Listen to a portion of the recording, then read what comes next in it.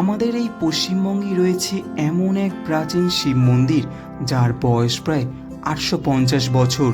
এই মন্দিরকে ঘিরে রয়েছে অনেক ইতিহাস, অজস্র অলৌকিক কাহিনী আর লক্ষ লক্ষ মানুষের অটুট বিশ্বাস।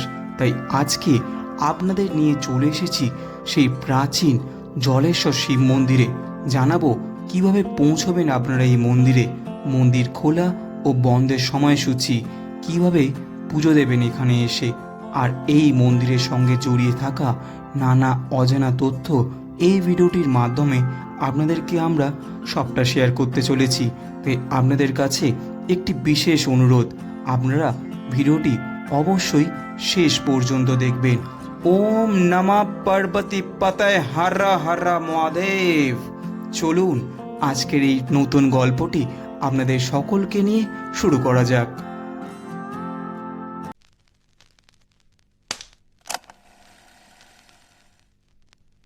নমস্কার বন্ধুরা, আশা করি সকলে ভালো আছেন এবং সুস্থ আছেন। আর একটি নতুন ভিডিওতে আপনাদের সবাইকে জানাই স্বাগতম। আজ আমি এসেছি গাইঘাটা জলেশ্বর মন্দিরে। এই শ্রাবণ মাসের পুণ্যতিথিতে কিন্তু অনেক ভক্তের এখানে সমাগম হতে চলেছে এবং অনেকে এখানে আসছেন, পুজো দিচ্ছে। এই মন্দিরে আপনারা কিভাবে আসবেন, এই মন্দিরে আপনারা এসে কীভাবে পুজো দেবেন, এই সম্পূর্ণ তথ্য আজকে এই ভিডিওটির মাধ্যমে আপনাদের মধ্যে আমি সম্পূর্ণটা বিস্তারিতভাবে শেয়ার করতে চলেছি। তাহলে চলুন আর একটি নতুন গল্প আপনাদের সকলকে নিয়ে শুরু করা যাক। এবার আপনাকে জানাবো এই মন্দিরে আপনারা কিভাবে আসবেন। এই মন্দিরে আসার জন্য প্রথমে আপনাকে কলকাতা কিংবা কলকাতার যে কোনো পার্শ্ববর্তী অঞ্চল থেকে শিয়ালদা অথবা বিধাননগর স্টেশনে চলে আসতে হবে। আজ আমরা যাত্রা শুরু করেছি বিধাননগর স্টেশন থেকে। এখান থেকে আপনাকে উঠতে হবে বনগাঁ লোকাল অথবা হাবড়া লোকালে। ট্রেন ধরে পৌঁছে যেতে হবে হাবড়া স্টেশনে। বিধাননগর থেকে হাবড়া পর্যন্ত ট্রেনের ভাড়া পড়বে জনপ্রতি প্রায় 10 টাকা। হাবড়া স্টেশনে নেমে মেন রোডের দিকে গেলেই দেখতে পাবেন গাইঘাটা যাওয়ার অটো রয়েছে। সেই অটোতে উঠে মাত্র 20 টাকার বিনিময় প্রায় 11 কিলোমিটার রাস্তা পেরিয়ে পৌঁছে যাবেন জলেশ্বর মোড়ে। এরপর গাড়ি পরিবর্তন করে জলেশ্বর মোড়ে নেবে সেখান থেকে আবার টোটোতে উঠতে হবে।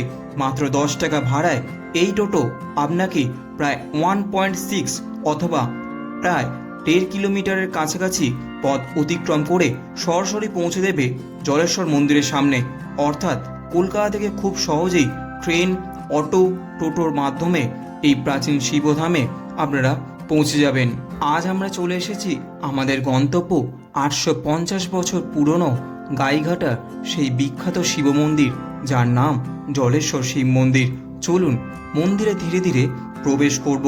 তার আগে আপনাদের জানাবো মন্দিরের দর্শনের সময়সূচি। সাধারণত সকাল 7টা থেকে দুপুর 2টো পর্যন্ত এবং পুনরায় বিকেল 4টা থেকে রাত 8:30 পর্যন্ত মন্দির খোলা থাকে। তবে শ্রাবণ মাসে প্রচুর ভক্তদের ভিড় এবং বিশেষ পুজোর কারণে মন্দিরের সময়সূচিতে কিছুটা পরিবর্তন হতে পারে। তবে আমরা ওখানের লোকাল মানুষদের থেকে জানলাম যে মন্দিরে আপনারা এখন সকাল থেকে রাত পর্যন্ত যখন খুশি গিয়ে পুজো দিতে পারবেন। তবে এরপর অর্থাৎ শ্রাবণ মাস কেটে গেলে নির্ধারিত সময়গুলিতে গিয়েই কিন্তু আপনারা মন্দিরে পুজো দিতে পারবেন।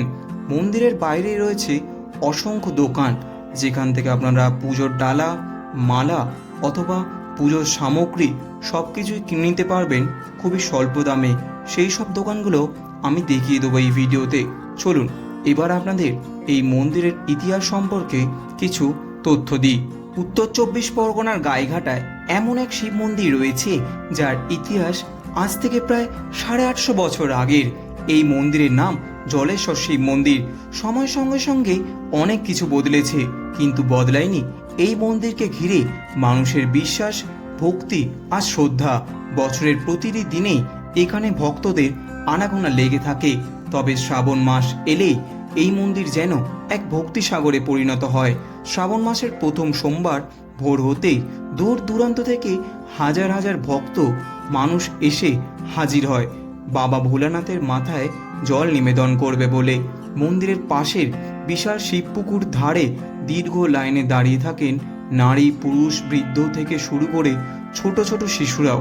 প্রচণ্ড রোদকেও উপেক্ষা করে শুধু একটাই প্রার্থনা, মহাদেবের আশীর্বাদ লাভ। বেলা যত গড়ায় ততই বাড়তে থাকে মানুষের ভিড়। পুরো মন্দির চত্বর যেন ভক্তি আর উৎসবের এক অপূর্ব পরিবেশে ভরে উঠেছে। তবে এই মন্দিরে সবচেয়ে বড় আকর্ষণ হলো এই মন্দিরের শুধু প্রাচীনত্ব নয়, বরং এর সঙ্গে জড়িয়ে থাকা এক বিস্ময়কর ইতিহাস। জানা যায় দ্বাদশ শতকের শেষের দিকে এই অঞ্চলে শিব পূজার প্রচলন শুরু হয়। প্রথম দিকে মন্দিরটি ছিল ছোট এবং সাধারণ। পরবর্তীকালে গোবরডাঙ্গায় জমিদার রমেশচন্দ্র বন্দ্যোপাধ্যায় শিব মন্দিরের জন্য প্রায় 60 বিঘা জমি দান করেন। সেই সময় থেকেই ধীরে ধীরে এই মন্দিরের গুরুত্ব ও জনপ্রিয়তা বৃদ্ধি পেতে শুরু করে।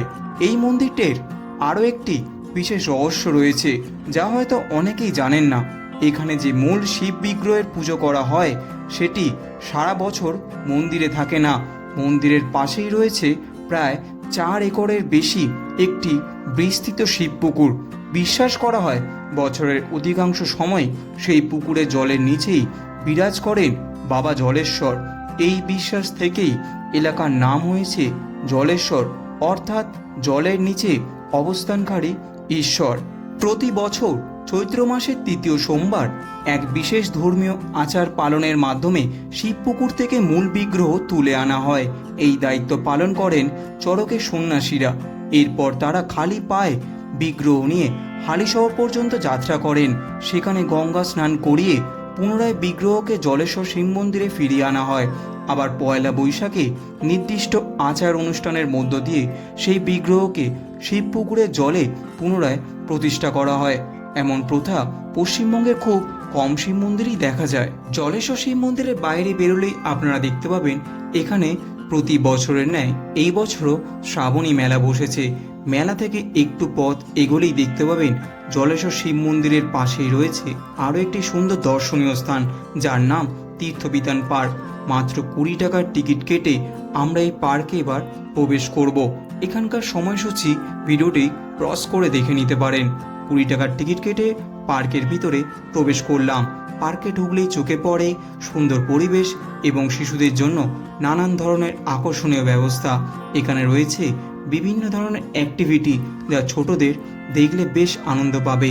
এছাড়াও পার্কের মধ্যে রয়েছে বিভিন্ন জীব জন্তুর সুন্দর রেপ্লিকা, যা দেখতে বেশ আকর্ষণীয় লাগছে। পার্ক জুড়ে রয়েছে বসার জন্য বেশ কিছু ছাউনি দেওয়া জায়গা, সেখানে পরিবার নিয়ে সময় কাটানো যায়। সব মিলিয়ে পার্কটির পরিবেশ বেশ মনোরম এবং শান্তিপূর্ণ। এই পার্কের পাশেই রয়েছে একটি সুন্দর একটি মন্দির, যার নাম হরপার্বতী মন্দির। মন্দিরে যাওয়ার জন্য পার্কের ভিতর দিয়েও একটি রাস্তা রয়েছে, আবার পার্কের বাইরে দিয়েও রয়েছে আলাদা পথ। মন্দিরের অসাধারণ কারুকার্য এবং মন্দিরের নির্মাণ শৈলী সত্যি চোখে পড়ার মতো। জলেশ্বর শিব মন্দির দর্শনের পাশাপাশি এই তীর্থবিতান পার্ক এবং পাশের হরপার্বতী মন্দির ঘুরে দেখলে পুরো জায়গাটির সৌন্দর্য আরও ভালোভাবে আপনি উপভোগ করতে পারবেন। এইখানেই শেষ করলাম আমার জলেশ্বর মন্দিরের ভ্রমণ। এইখানেই শেষ করলাম আমার জলেশ্বর মন্দিরের ভ্রমণের গল্প। কেমন লাগলো ভিডিওটা অবশ্যই আপনার মূল্যবান কমেন্টটা কিন্তু আমাদের ভিডিওর কমেন্ট বক্সে জানাতে ভুলবেন না।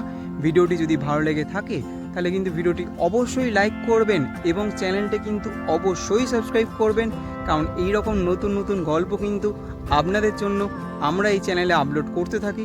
তাহলে চলুন, দেখা হচ্ছে দুর্দান্ত একটা ডেস্টিনেশনে, দুর্দান্ত একটা জার্নি নিয়ে। সকলে ভালো থাকবেন, সকলে সুস্থ থাকবেন। স্টে টিউন বাংলার কার।